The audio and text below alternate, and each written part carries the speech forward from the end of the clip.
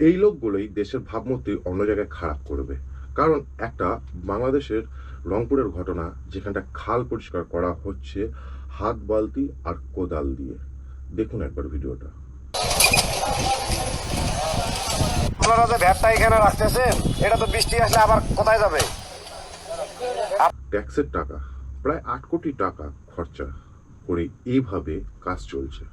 যে কোটি টাকা টেন্ডার হয়েছে, কে পাইছে এটা? এ কাজ কে পাইছে বাবা? মানে শ্যামা সুন্দরী খালের তো খনন হচ্ছে না, মানে এটা শয়তানি হচ্ছে। খালটা কিভাবে পরিষ্কার করা আপনারা হচ্ছে এত বালতি দিয়ে তুলতেছেন, আবার এখানে এটা কাজ কোথায় যাবে করার বলেন তো? ইচ্ছা নেই, কিন্তু যেহেতু না লোকজনকে না, এটা কাজ আপনারা করতে রাখি আসছেন, হচ্ছে এখন বলে তো কিছু বৃষ্টি আসবে। দেখাতে হবে, তাই বৃষ্টি জন্য আসলে কই বাধ্য যাবে হয়ে এটা? কাজ করতে হচ্ছে আর কি। তাহলে বালতি করে মাটি তুলে পাশে রেখে দিচ্ছে, তাহলে বর্ষাকালে কি হবে? আবার মাটি ধুয়ে তো খালের মধ্যেই ঢুকে যাবে না?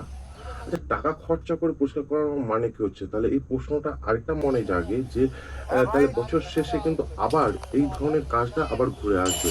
আর এই জিনিসটা ওখানটায় মোবাইল দিয়ে যে ভিডিও করছে, সেও কিন্তু এই ওখানকার লোকজনকে প্রশ্ন করেছিল, কিন্তু সে প্রশ্ন কোনো উত্তর দিতে পারে না। তা এরকম টাকা আসলে কি বলে? কমেন্ট করে অবশ্যই জানান যে এই ভিডিওটা কেমন লাগলো।